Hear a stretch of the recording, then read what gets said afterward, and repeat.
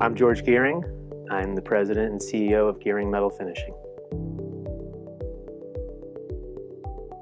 So electrocoating has been around since the 1970s. It's actually an organic plating form of applying paint. So instead of spraying on the material, which is pretty conventional for powder coat and liquid paint, we're actually taking the part, dipping into a tank, and then turning on the electricity and utilizing that electricity to deposit the film. And depending on the size of the part, we're able to either slow down or speed up or increase, decrease the voltage. Depending on the square footage of the part, we can get that uniformity of the coating. Our electrocoating systems are capable of processing a part that's 42 inches long, 24 inches wide by about 18 inches deep. It's a very high performance and efficient way to apply a finish, and the difference between electrocoat and other conventional spray coatings is that we're able to just encapsulate that entire part in every nook and cranny with a uniform finish. Whereas if you sprayed a coating on,